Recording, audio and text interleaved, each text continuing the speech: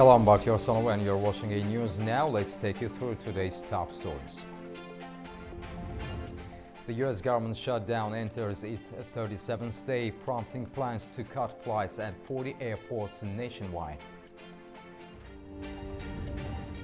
World leaders gather in Brazil ahead of the global COP30 climate summit. And Baku hosts a NATO delegation to discuss peace, progress, and regional cooperation.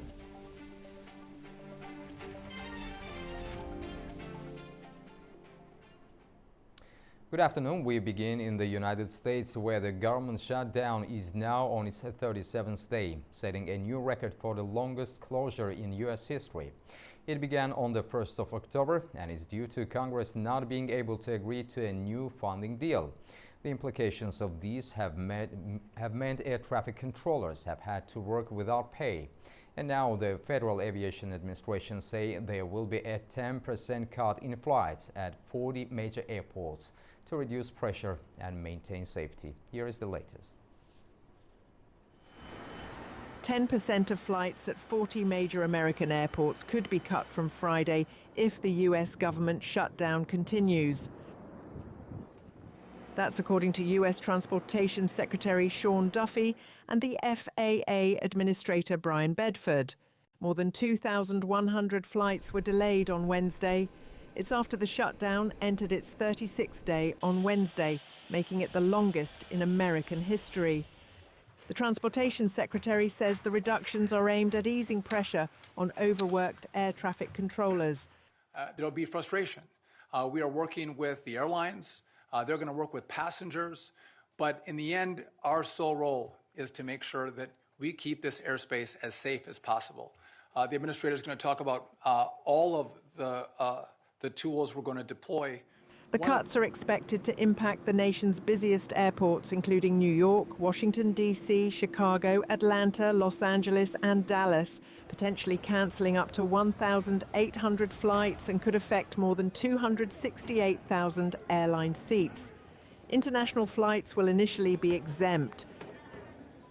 But we do recognize that the controllers have been working fastidiously for the last 5 weeks with this huge burden over their head of lack of compensation. And we are starting to see some evidence that that fatigue is building in the system in ways that we feel we need to work towards relieving some of that pressure. President Donald Trump said the shutdown is affecting the economy and GOP political standing. Speaking to Republican senators, he pushed for ending the filibuster to speed up legislation. But countless public servants are now not being paid, and the air traffic control system is under increasing strain. We must get the government back open soon, and really immediately. We have to get it up. We have the hottest economy we've ever had, and it's affecting the stock market now a little bit. Since the 1st of October, hundreds of thousands of federal workers have gone without pay, and essential services nationwide have been disrupted, putting millions of Americans at risk of losing health and food assistance. World leaders are gathering in Brazil as the COP30 climate conference opens in a bid to demonstrate that climate change remains a top global priority. Heads of state from around 50 countries are due to attend ahead of the annual United Nations Conference of Parties climate talks opening next week. UN Secretary General Antonio Guterres is also among the guests. Nearly every nation will be represented, except the United States, which is sending no delegation after President Donald Trump dismissed climate science as a con job. Now to European security, where Belgium is strengthening its air security after a wave of drone incursions disrupted airports across Europe. It has been raising fears of hybrid attacks linked to Russia. Let's take a look. A sudden swarm of drones over Belgium's skies has triggered an emergency response, closing the country's main airports and even a military base for several hours. Authorities say the incidents could be part of a growing pattern of hybrid attacks spreading across Europe.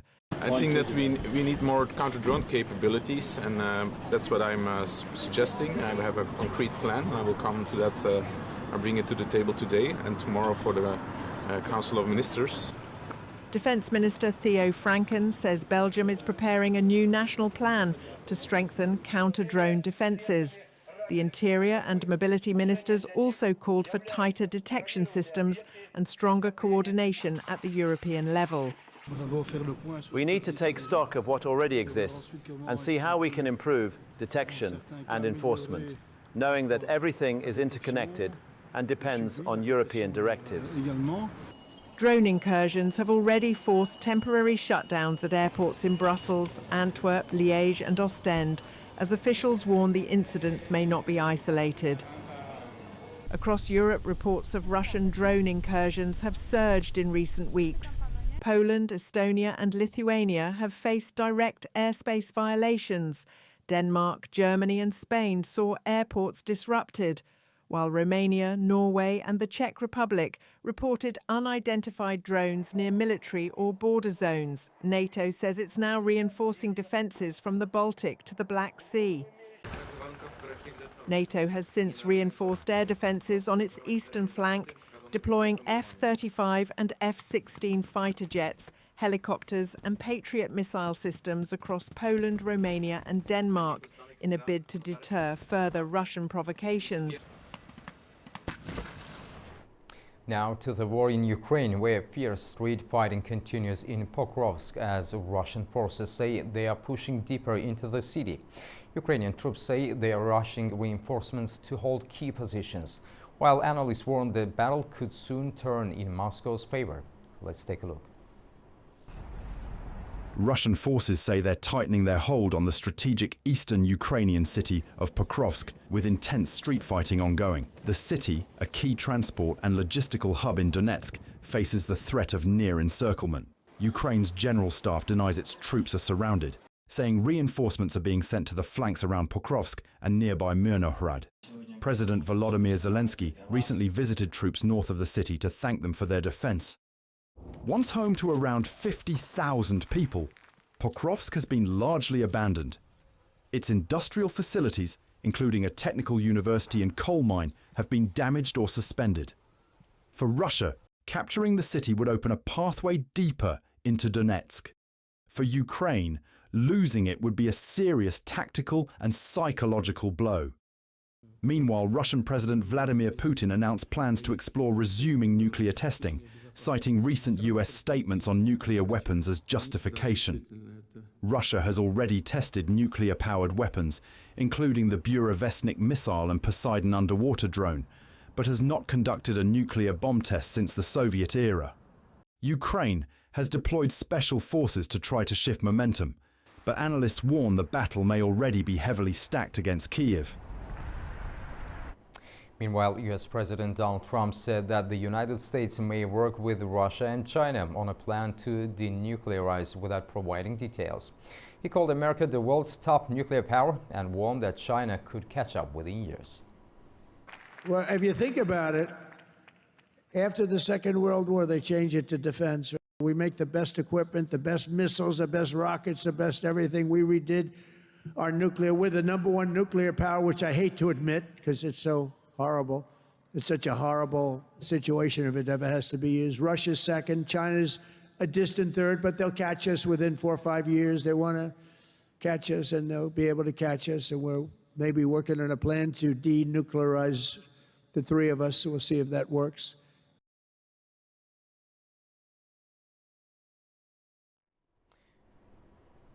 US President Donald Trump has threatened to deploy American troops to Nigeria over what he alleges is violence targeting Christians. The warning comes as Nigeria insists its territorial integrity must be respected. Fast and vicious action.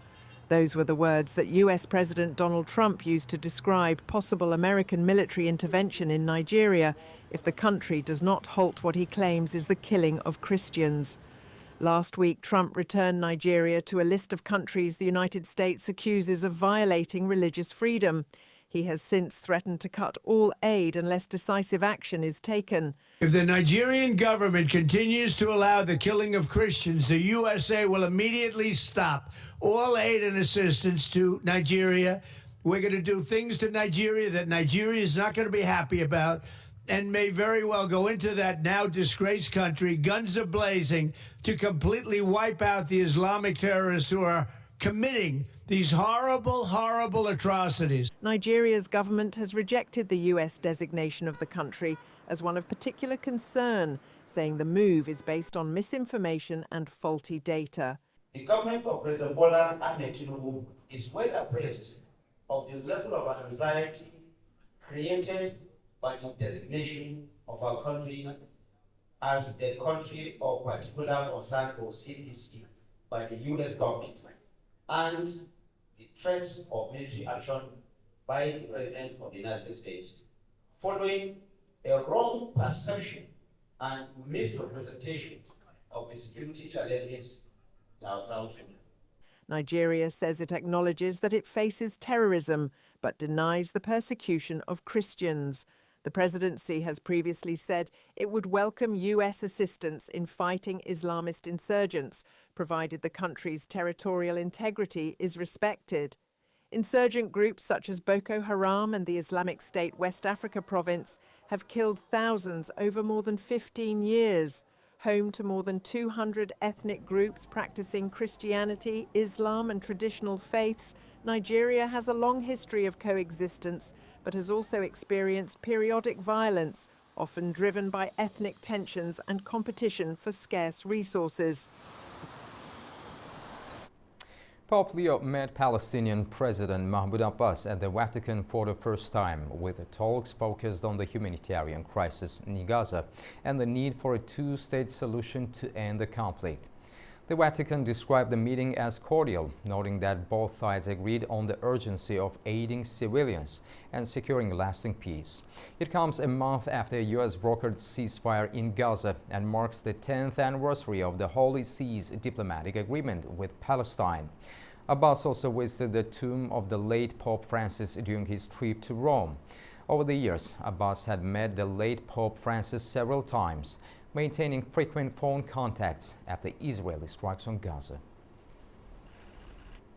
Now we'll take a short break. Right after the break, we'll discuss the COP30 summit in Berlin, where global leaders are under pressure to strengthen climate commitments 10 years after the Paris Agreement. See you shortly.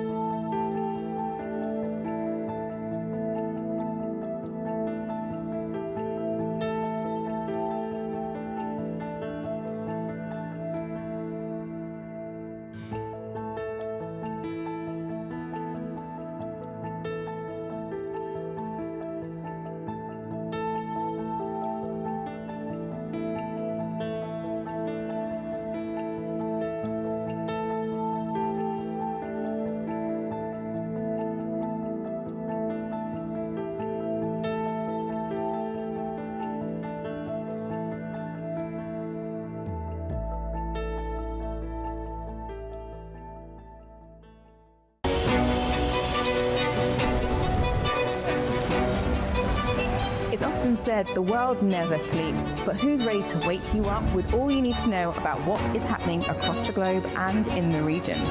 We are. Daybreak is live every morning, bringing you a complete wrap-up of the stories from overnight with all the news already happening in the world. The biggest global headlines, the key regional developments, the must-read stories shaping the day. We show them, we discuss them, we guide you through their meaning. We give you the news and a first look at the key headlines. I'm Nadia Jani. And I'm Lou Brown. Join us, it's Daybreak here at A News.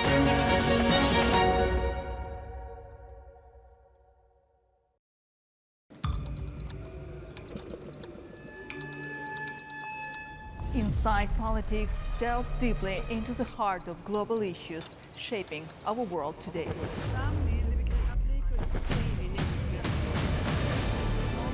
Join me for your go-to source of political analysis from across the region and beyond.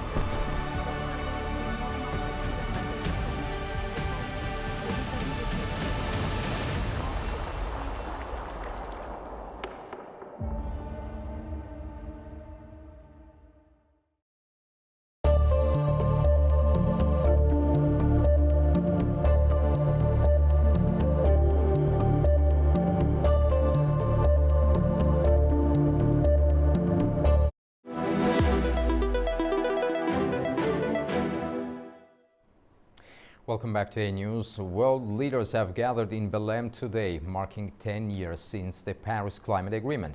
As global temperatures continue to rise and climate impacts intensify, this summit is seen as a decisive moment to push for stronger commitments on mitigation, adaptation and climate finance, particularly with the EU positioning itself to drive more ambitious action. To help us understand the expectations for COP30 and what may come out of these negotiations, we're joined with Brazilian Ambassador Antonio Francisco Neto, joining us live from Brasilia. Ambassador, welcome to the program. Thank you very much. Thank you for the invitation. A pleasure to talk to you. Ambassador Neto, let me begin by asking, what is the overall significance of COP30 taking place 10 years after the Paris Agreement? Well, I think it's a landmark of what we have achieved until now. I think we have moved forward in terms of agreements significantly. I think now it's time for action. And that is what COP30 presidency, Ambassador André Correia are calling for, which is implementation, on the one hand, of what we have agreed over this last 10 years in the negotiating process under the United Nations Framework Convention on Climate Change. And on the other one hand, what we had agreed on the Paris Agreement and the Kyoto Protocol. So I think we have reached a critical phase in which implementation is what we're aiming for on the one hand. On the second hand, I think it is important to recognize that the climate crisis is already in front of us. Yes. Obvious kind of events that we have seen, climate-related events in Brazil, the examples of the inundations in Rio Grande do Sul last year, of the drought in the Amazon region, also are significant events that I think we need to look into. So the issue of adaptation is also a critical issue that we want to move forward. The leaders are now convening in Belém. I think it is significant that we are having a COP in an Amazonian city. The Amazonian forest has always been the subject of discussion. Yes. So now we have invited global leaders and members to be in an Amazonian city, a metropolis in the Amazon region. And we're hoping that this COP will be the COP of the forest, but also of cities. In our case, I work for the Ministry of Cities. For us, this is a critical issue. I think we want to also highlight the importance of looking at the urban dimension and at the dimension of local leaders also participating in this. Ambassador, how is Brazil positioning itself as a host country, both politically and diplomatically, in steering the direction of this summit?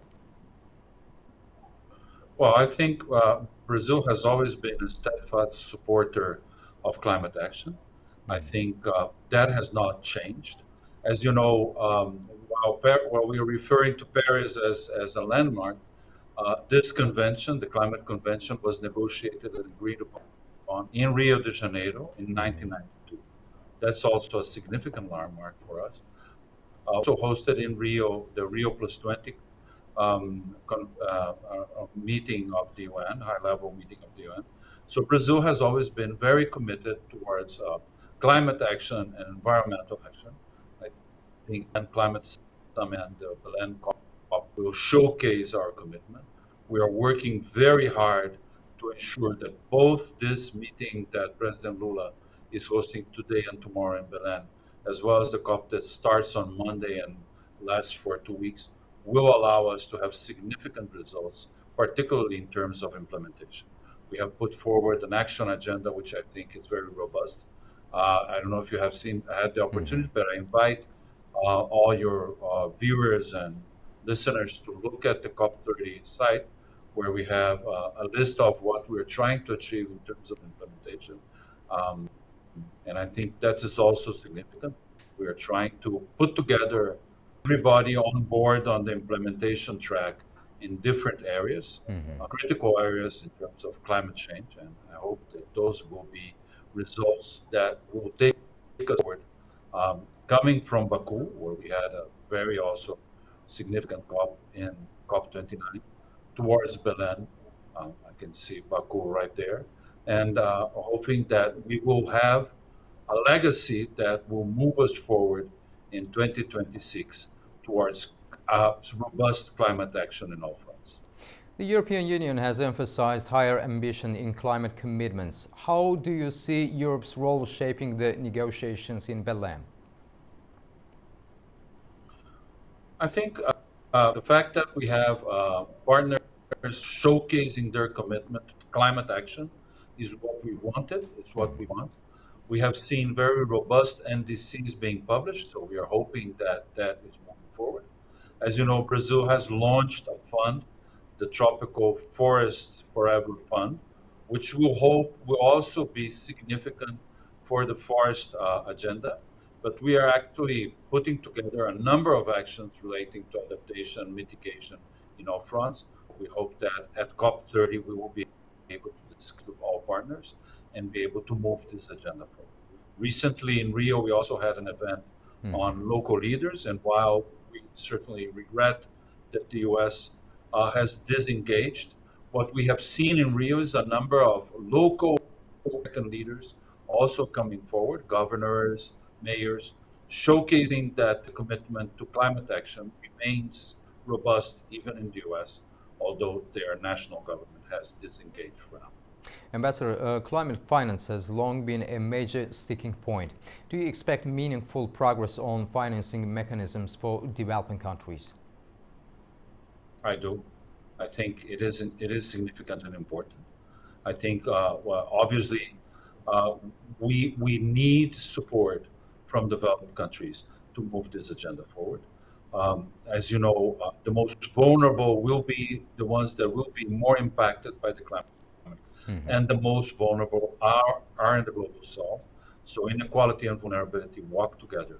We need to address this, and finance is the means in which the finance and technical support are the means that we need in order to help the global south move forward in this agenda. Renewable energy, especially solar energy, has grown rapidly, yet emissions are still rising. What explains this gap between technological progress and policy outcomes?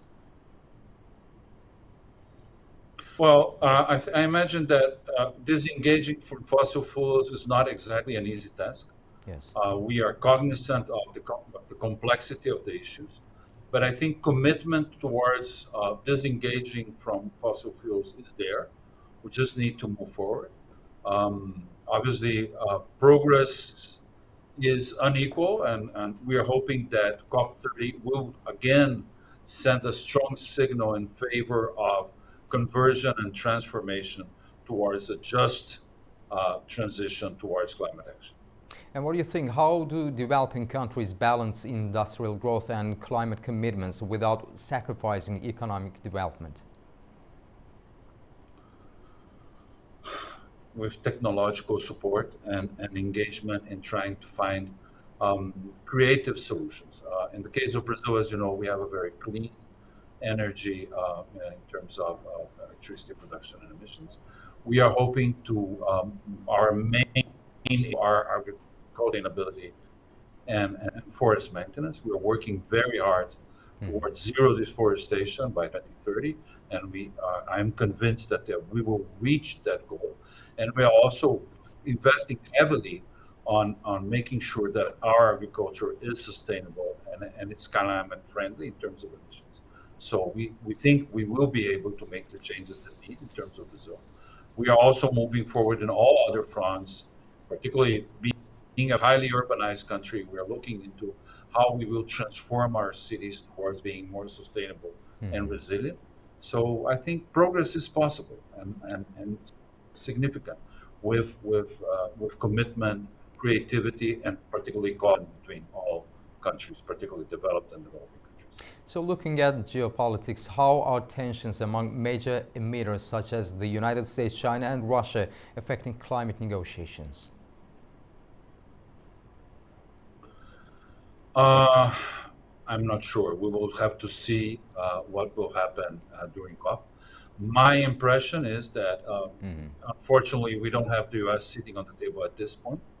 But I have seen that the engagement both by Russia and by China in terms of climate commitments is significant, particularly from the Chinese government. What we have seen is strong signals of commitment and strong investment in terms of changing their emissions, their footprint, their carbon footprint. So I think progress is possible, and the geopolitical tensions have not at this point fully affected what we hope to achieve. Ambassador, finally, what outcomes would you personally consider a success for COP30? A strong commitment to the action agenda. We need implementation. We need commitment in implementation. Brazil is putting forward a platform of implementation initiatives in all fronts, and we hope that the engagement both by national governments, by subnational governments, by civil society organizations, by business organizations is robust, so we can move the implementation agenda forward. Ambassador Antonio Francisco Neto, thank you very much for joining us and sharing your insights. We greatly appreciate your time. My pleasure. Thanks. After the break, we'll take a look at the key stories shaping the region. Stay tuned.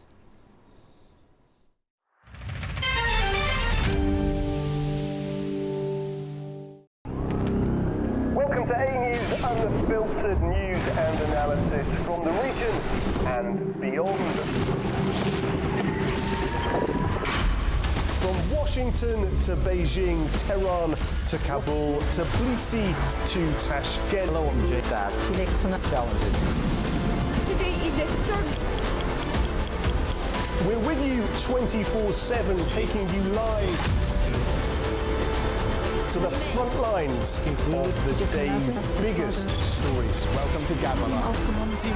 Hi, Gandhi. I'm here. Azerbaijan and Armenia.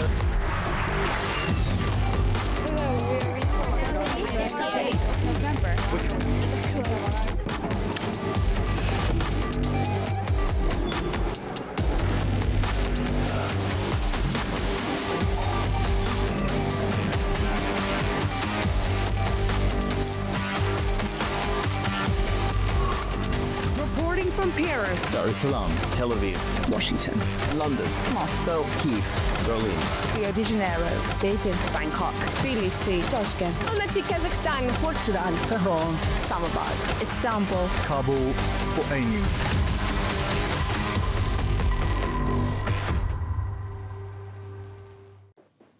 What is power? Has leadership truly evolved, or are the old rules of geopolitics still pulling the strings behind the scenes? Who is really powerful? And what makes people feel powerless?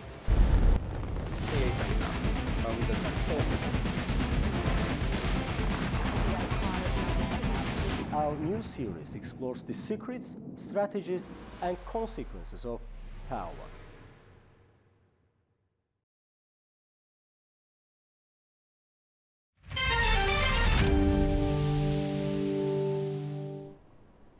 Welcome back to A News. Now let's take a closer look at the key stories shaping the region. The United States is stepping up its engagement with Central Asia this week, hosting the C5+1 summit and preparing for President Donald Trump's meeting with the region's leaders in Washington, D.C. Key talks will focus on trade, minerals, and strategic partnerships as Washington seeks to balance growing Chinese and Russian influence. Secretary of State Marco Rubio hosted the foreign ministers of Central Asian states on Wednesday as the C5+1 summit kicks off with meetings scheduled between Central Asian heads of state and President Trump throughout the week. President of Kazakhstan, Kassym-Jomart Tokayev, arrived in Washington, D.C., where he is expected to sign hundreds of billions of dollars worth of deals, including crypto and critical mineral mining with American companies. Kazakhstan supplies over 45% of the world's uranium, and enhancing its partnership with Washington could help the U.S. secure energy resilience and help Kazakhstan secure major American investments. The summit in Washington will address mineral processing, trade routes, strategic partnerships, and defense ties amid Washington's growing concerns of China's dominance of rare earth mineral exports. After meeting the foreign ministers of 5 Central Asian countries, Secretary of State Marco Rubio highlighted the importance of strengthening ties ahead of talks with President Trump. First, I do want to thank Ambassador Gore and Deputy Secretary Landau for the trip they took last week. It was important. They spent a substantial amount of time, and I know they look forward to going back to the other countries they were not able to visit. I personally intend to visit in the coming year as well, and all 5. So I know it'll probably be a week-long or longer trip, so we got to work on that and make that happen together. And I think it's an exciting opportunity and a new era in our relationship in Central Asia, which I think it's been about 10 years since there was a gathering of this kind. So it's been over a decade. On Thursday, President Trump will meet the leaders of Kazakhstan, Kyrgyzstan, Tajikistan, Turkmenistan, and Uzbekistan at the White House. The discussions are expected to focus on mineral resources, trade routes, strategic partnerships, and defense cooperation as the US seeks to strengthen ties with the resource-rich region. Since Russia's invasion of Ukraine, the West has intensified engagement with Central Asia, challenging Moscow's traditional influence. At the same time, China continues to play a major role in regional trade and investment, particularly in infrastructure and rare earth minerals. For the first time in more than 3 decades, cargo trains are once again traveling between Azerbaijan and Armenia. The reopening of this transport corridor follows Azerbaijan's decision to lift transit restrictions, signaling a major step toward regional connectivity and reconciliation. Our Aysel Ibrahimova reports.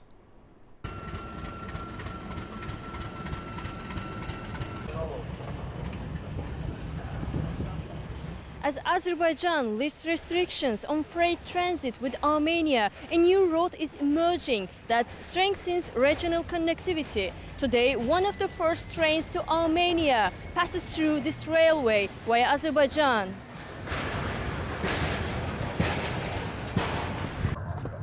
The restored Azerbaijan-Armenia cargo transit passage has reopened a key regional transport route linking Kazakhstan, Russia, Azerbaijan, Georgia and Armenia.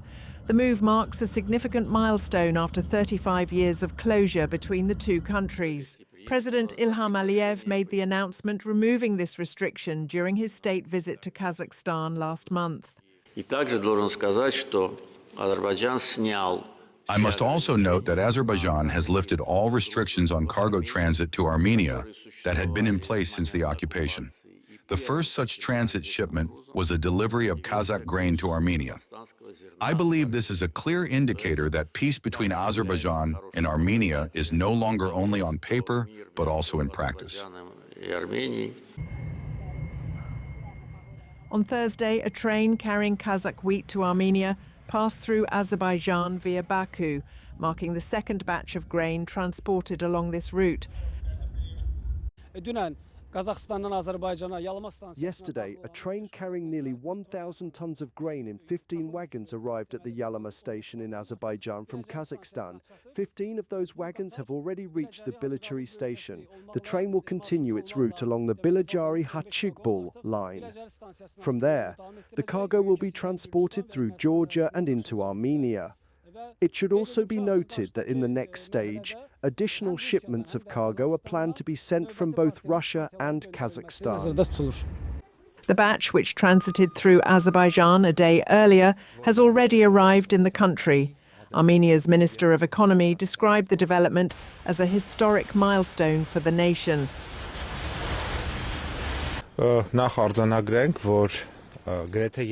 First of all, it should be noted that for nearly 35 years, cargo had not been transported to Armenia via this route, which passes through the territory of Azerbaijan, and there had likewise been no movement in the opposite direction. In this context, today is a historic day. The development carries significant importance for the diversification of economic and logistical connections. It should also be noted that this forms part of the peace agenda approved in Washington on the 8th of August. Prime Minister Nikol Pashinyan called the development an important step in implementing the agreements reached in Washington and emphasised the need for two-way cargo movement.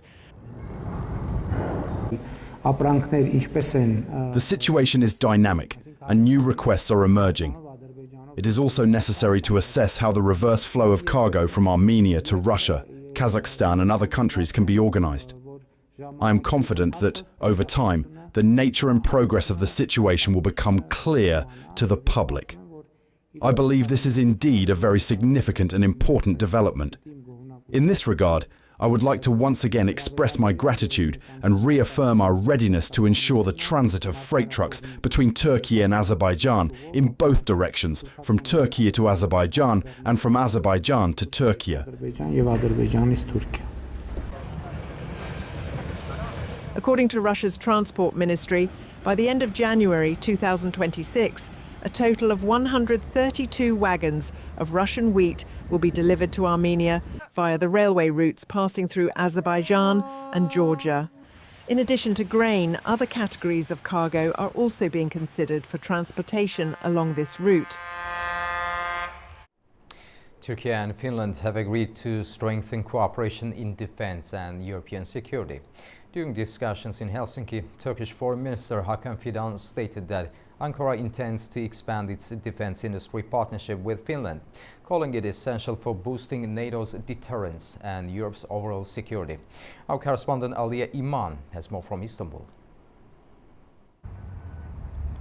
Turkish Foreign Minister Hakan Fidan says Ankara and Helsinki are entering a new phase of cooperation, one that will strengthen NATO's alliance and boost Europe's security and defense capacity. Speaking alongside his Finnish counterpart, Elina Valtonen, Fidan said that both countries plan to develop defense industry projects between their institutions and companies, following a memorandum of understanding signed earlier this year. He said that Turkey is a critical NATO ally, consistently providing key contributions to Europe's security. He also noted Ankara's participation in the EU's defense initiatives, particularly the Security and Defense of Europe mechanism, as he calls it, is of great importance. Fidan described the relationship as part of a broader effort to reinforce Europe's defense capabilities, saying the EU would be incomplete without Turkey, and Turkey would be missing a key component without the EU. The ministers also discussed expanding economic cooperation with trade between the two countries, reaching nearly $1.8 billion last year. Both sides expressed readiness to work together in renewable energy, information technology, and even the Arctic region. The two ministers also discussed developments in Gaza. Finnish Foreign Minister reaffirmed Finland's support for a two-state solution and praised Turkey's mediation efforts in the region. Valtonen said Finland values Turkey's role as a vital security provider for Europe and the transatlantic alliance. This is Aliye Iman, Istanbul, Turkey, A News. Azerbaijani President Ilham Aliyev received a NATO delegation in the country's capital, including permanent representatives from several member states. During the meeting, the delegation congratulated Aliyev on recent achievements in advancing peace with Armenia. President Aliyev thanked them, noting the role of the U.S. President Donald Trump in the process and stressing that the agreements reached create new opportunities for regional development. He highlighted Azerbaijan's long-standing cooperation with NATO in areas such as Afghanistan, regional development and energy security, noting the Azerbaijani army's alignment with NATO standards and those close partnership with Turkey.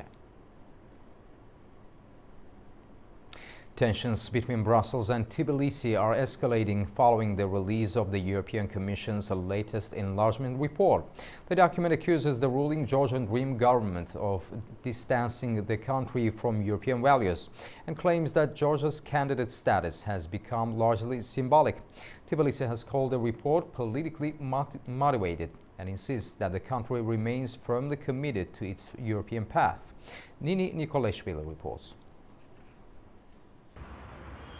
The Georgian government has strongly rejected the European Commission's assessment, which criticizes the ruling Georgian Dream Party for steering the country away from the European Union and weakening the credibility of its candidate status. Commissioner for Enlargement Marta Kos has directly linked Georgia's stagnation to the government's policies, suggesting that Tbilisi is drifting away from core EU standards. Senior Georgian Dream officials, including the Prime Minister, have dismissed the findings as unfair and politically driven. While the criticism from Brussels did not come as a surprise to Tbilisi, officials insist that Georgia remains on the right course toward Europe. Attention now turns to whether the deepening rift between Brussels and Tbilisi could eventually lead to the suspension of the visa-free regime. Government representatives remain confident that such a scenario is not on the table. According to the Foreign Minister, Makabochorishvili, Georgia continues to be one of the best prepared candidate countries and expects that European Union to revive its enlargement agenda by 2030. She has reiterated that despite constant criticism from Brussels and increasing political isolation, the government still remains determined to strengthen its alignment with the EU standards. Bochorishvili has also defended the government's cautious policy regarding the Russia-Ukraine war, describing it as a pragmatic approach consistent with the security considerations of many NATO and the EU member states. The foreign minister maintains that Georgia's political and humanitarian support for Ukraine has been overlooked both in Brussels and in Kiev. Nini Nikolaishvili, Tbilisi, A News. Now, Uzbekistan is deepening its partnerships with Gulf nations by signing new trade agreements. Our correspondent Sevil Rajapova is in Tashkent with more.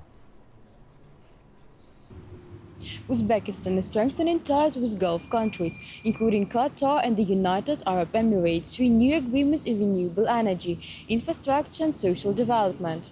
During his visit to Qatar this week, President Shavkat Mirziyoyev met with Emir of Qatar, Sheikh Tamim bin Hamad Al Thani, to expand cooperation in green energy, infrastructure and tourism.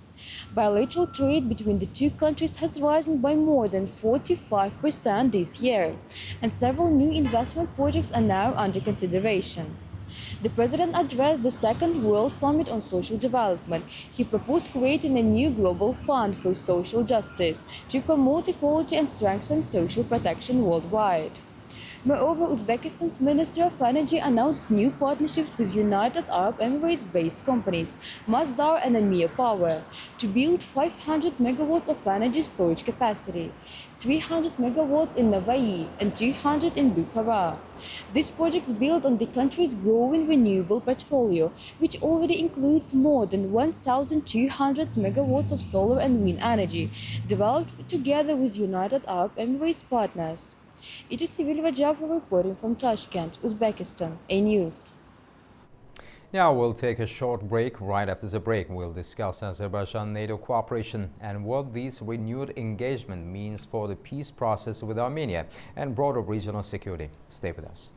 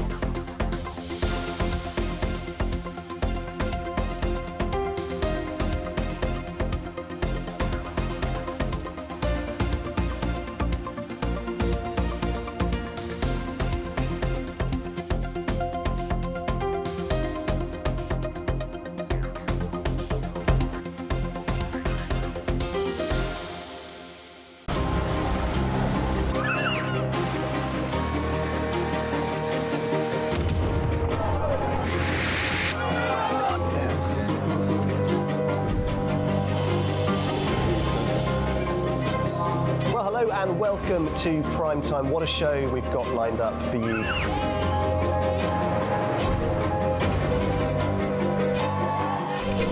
In a complex world, clarity is power.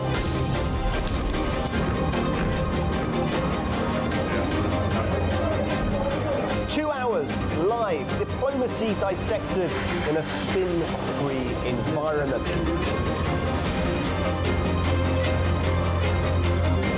That's Prime Time with me, Guy Schoen, weekdays on A News.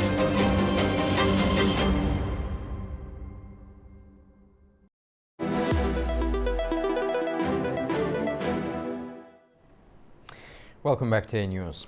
Azerbaijani President Ilham Aliyev has received the NATO delegation in Baku, where both sides highlighted progress in the peace process with Armenia and reaffirmed cooperation on regional security and development. The president also emphasized Azerbaijan's long-standing collaboration with NATO, including peacekeeping efforts and military modernization. Joining us now from Baku is Shabnam Safarova, chair of the Public Union for Progress of Karabakh. Shabnam, welcome to the program. Thank you for the invitation. Shabnam, how significant is this visit by the NATO delegation at this particular moment in the peace process? This visit underlines that Azerbaijan-NATO cooperation is steady and pragmatic, especially at a moment of when we are consolidating post-conflict peace agenda. And we do believe that that signals for support to stability, interoperability, and dialogue environment in this region. Shabnam, President Ilham Aliyev highlighted the role of President Donald Trump in the peace process. How do you evaluate the U.S. role moving forward? It seems Azerbaijan welcomes constructive U.S. engagement. President Aliyev has explicitly thanked President Trump for support to the peacemaking process in this post-conflict period. But I think going forward, we expect United States efforts to focus on turning political let's say, understandings into practical corridors, trade, and reconstruction projects that will benefit not only Armenia and Azerbaijan, but the whole region. So what key priorities does Azerbaijan currently see in its cooperation with NATO? Azerbaijan has very good experience in cooperation with NATO since 1994. Azerbaijan first time joined to NATO's Partnership for Peace program. And for now, we can observe tactical tracks like capacity building to continue modernizing military forces of Azerbaijan, or like contributions to international security where interests align. For example, Azerbaijan's participation in peace missions of NATO in several regions of the world. And for sure, it is energy and transit security that connects Europe and Asia through Azerbaijan. Shabnam, how does Turkey's partnership with Azerbaijan factor into the broader strategic picture involving NATO? And some analysts say this cooperation could reshape regional security dynamics. Do you agree? Sure. Turkey is Azerbaijan's ally and at the same time NATO member. Azerbaijan-Turkey partnership amplifies regional stability for now and connectivity. So deeper economic, energy, and digital links from renewables to digital Silk Road, let's say, project. It creates shared interests for the region. And in that sense, yes, practical Azerbaijan-Turkey cooperation complements NATO's wider stability goals in Black Sea-Caspian space. And also, what are the potential opportunities for economic and infrastructure development stemming from the peace process with Armenia? Reopened routes, trade routes, logistics chains through Azerbaijan, and cross-border projects in transport, energy, or agri-trade. The recent steps like lifting restrictions, eliminating restrictions on cargo transit to Armenia, especially in agri-trade, show how peace can translate into tangible economic gains for the whole region. Shabnam, how does civil society, including organizations like yours, contribute to building trust and reconciliation on the ground? As you know, some civil society members from Azerbaijan visited to Armenia, and it's expecting that members from Armenia civil societies will visit Azerbaijan. You know, we went through very bloody, very tough conflict, and we all know that it will not easy to build this trust again between communities. But we don't have other chance but just by running people to people initiatives, I think. And one of the responsibilities of civil society is controlling and monitoring. So civil society from both sides, civil society institutions can monitor that reconstruction is inclusive and sustainable for the region. And civil society can translate state-level agreements into everyday confidence between communities. And also looking ahead, what steps are necessary to ensure the progress achieved so far becomes irreversible? It is security and interoperability, we can say. Continue defense reforms and practical cooperation that deter escalation. And as President Aliyev stressed about these defense reforms and NATO's, let's say, role in defense reforms of Azerbaijan army. Economy and connectivity, accelerate corridors, customs facilitation, or green energy links that makes peace much more profitable and sustainable in this region. And social bridge, for sure, as we mentioned it before, it is scale cultural maybe projects or individual between, let's say, societies or communities that create durable constituencies for peace. Shabnam Safarova, thank you very much for talking to A News. We greatly appreciate your time. Thanks a lot. My pleasure. Thank you very much. Thanks. You are up to date with world news for the hour. Thank you for watching and stay tuned to A News.